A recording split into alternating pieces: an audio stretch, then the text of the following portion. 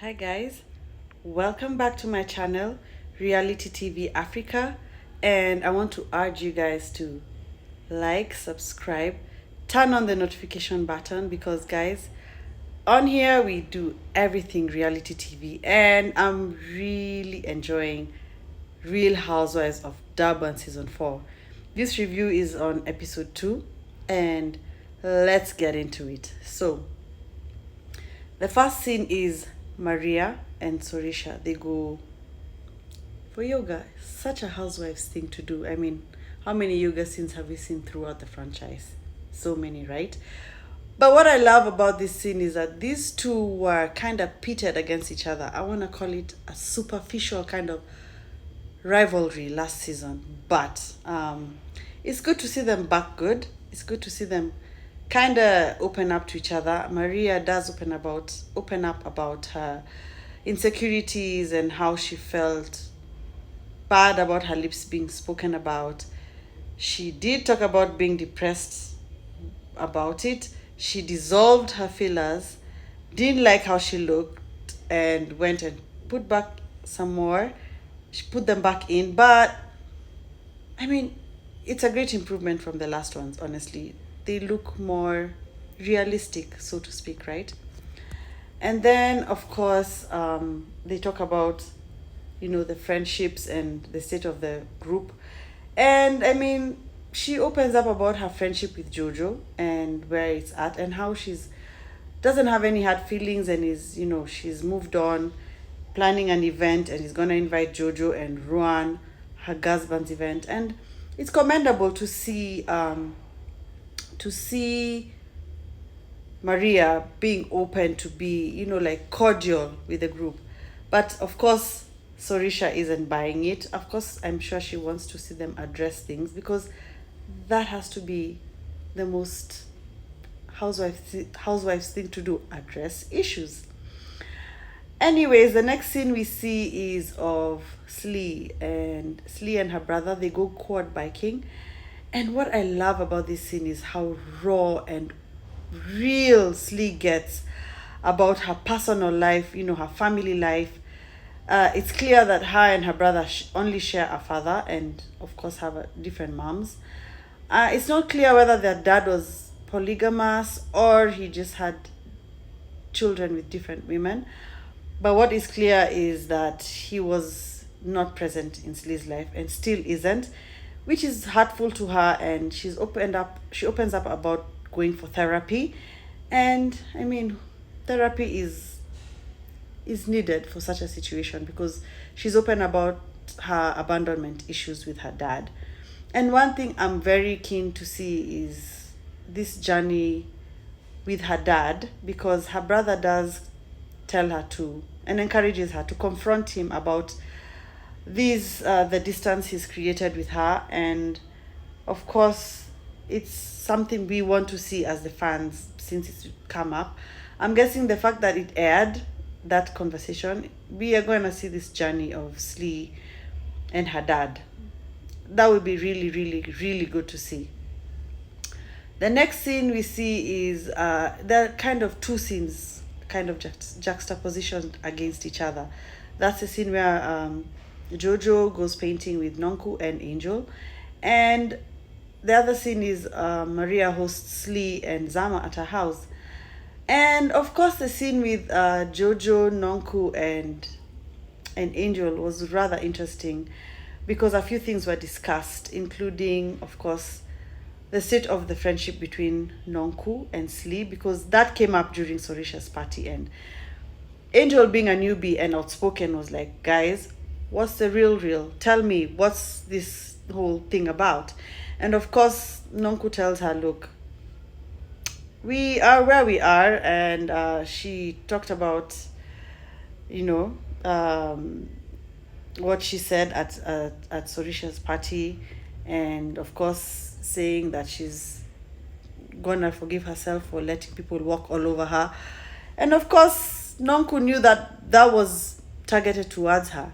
And on this other side, we see Slee talk about how, of course, she's hurt by everything.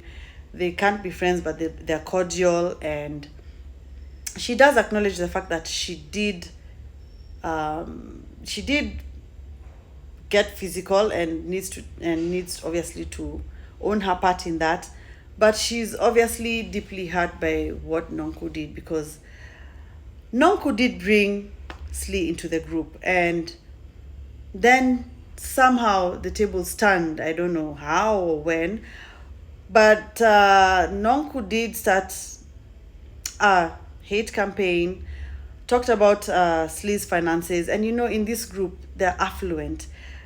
Coming into this group, you have to come in with a certain type of lifestyle at the very least, and when you talk about finances, it's a very sensitive thing, and of course Slee was not happy about that, and which is what led to their altercation.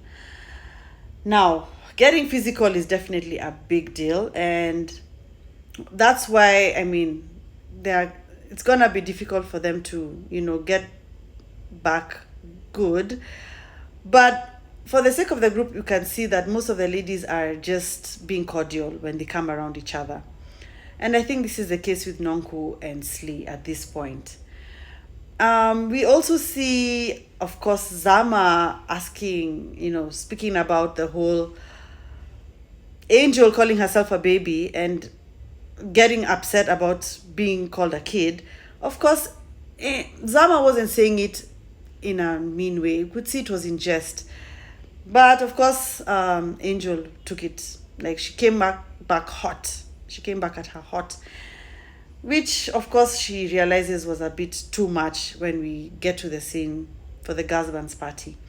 Now, what stood out to me as well was it a white lie or was it a straight up lie?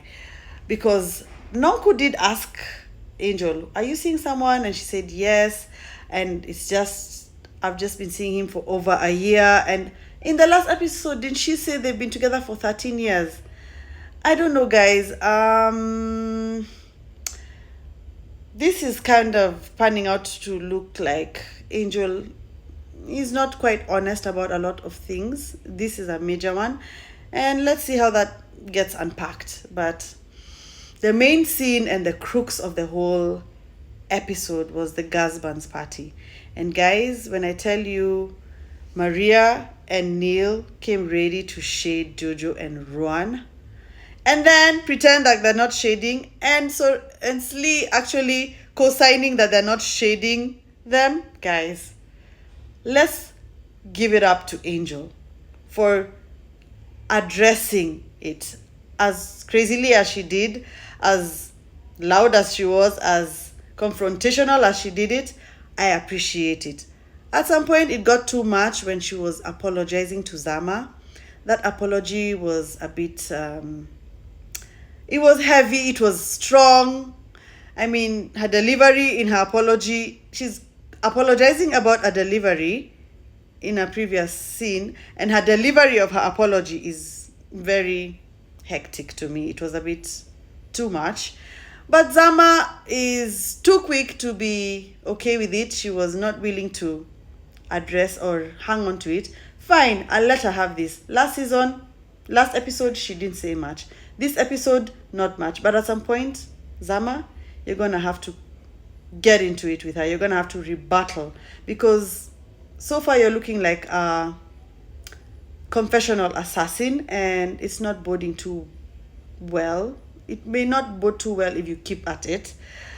Well, at the same time, Zama did question whether she wants to fit into the group. So, girl, if you're not ready for what it's about, because I'm sure you've watched a couple of housewife shows and you know what it's about. So, get into it with them or leave. In the upcoming episode, I'm happy to see we'll get to see Ame. And we also get to see the anchors, the OGs, Slee and Nonku, address some things. And this scene for me, I think, is going to be an anchor for that scene, because these two ladies have been the OGs of the group. And it's going to be interesting to see how they discuss their issues. Guys, thanks for catching up with me on this review. And let's catch up at the next one. And take care. Bye.